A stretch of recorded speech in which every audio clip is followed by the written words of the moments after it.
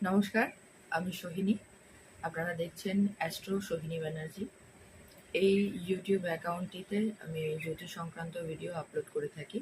আপনারা যারা নতুন এই চ্যানেলে, তাদেরকে অত্যন্ত স্বাগত, এবং যারা প্রথমবার দেখছেন তাদের কাছে অনুরোধ যে এই চ্যানেলটিকে সাবস্ক্রাইব করে রাখবেন এবং পাশে থাকা বেল আইকনটিকে ক্লিক করে রাখবেন। এবার আসুন বিশেষ যে কথাটি বলার জন্য ভিডিওটি অন করা, যে এই সপ্তাহের সূচনা কিভাবে হবে। আজ রবিবার দিনটি আপনার কেমন যাবে সেই নিয়ে এখন আলোচনা করব। মেষ রাশির জন্য সময়টি বেশ ভালো। নতুন কাজে আগ্রহ বাড়বে, যে কোনো ভালো কাজ করার এটি শুভ সময়। বৃষ রাশি, আর্থিক দিক থেকে একটু সচেতন থাকতে বলা হচ্ছে এবং প্রেমে কিছু নতুন ঘটনা ঘটতে পারে। মিথুন রাশির বন্ধুরা তাদেরকে অত্যন্ত সাহায্য করবেন, তবে নিজের ইনস্টিংক্টকে ফলো করতে একদম ভুলবেন না। কর্কট রাশির ক্ষেত্রে পরিবারের বেশ ভালো সহযোগিতা পাবেন, বা যদি পরিবারের বাইরে থাকেন, আপনার আশেপাশের যে পরিবেশ তার থেকে একটি ভালো পজিটিভ এনার্জি আপনি আজকে সংগ্রহ করতে পারবেন।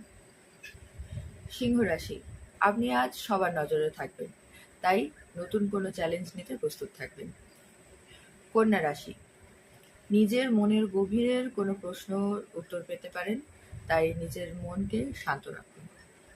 তুলা রাশি, নতুন কোনো প্রজেক্ট বা প্ল্যান পরিকল্পনা যেটি চলছিল সেটি বাস্তবে রূপায়ণ করার আজকে খুব শুভ একটি দিন। বৃশ্চিক রাশির ক্ষেত্রে ইমোশনাল যে ম্যাটারগুলো আছে তার প্রতি আরেকটু কেয়ারফুল হতে হবে আপনাকে।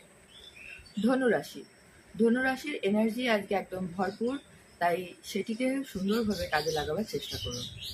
মকর রাশি, আর একটু ধৈর্য ধরে কাজ করতে হবে, এখনো সঠিক সময়ের অপেক্ষা করার দরকার আছে। কুম্ভ রাশি, পুরনো কাউকে নিয়ে নতুনভাবে ভাবনা ভাবতে পারেন। মীন রাশি, কল্পনা শক্তি বাড়তে পারে, তাই ক্রিয়েটিভ কিছু নিয়ে ভাবনা চিন্তা করতে পারেন আজকে। সব রাশির মোটামুটি দৈনিক যে রাশিফল সেটি জানালাম, খুব ছোট ছোটভাবে জানালাম। সম্পূর্ণ রিডিং যদি জানতে হয় তাহলে 6290106785 এই নাম্বারে কল করতে পারেন, আর আপনার পার্সোনাল রিডিংটি আপনি জেনে নিতে পারেন।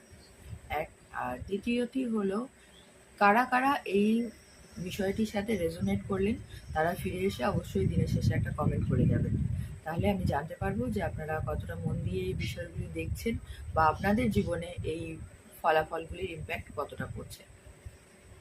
জয় গুরু, জয় মা।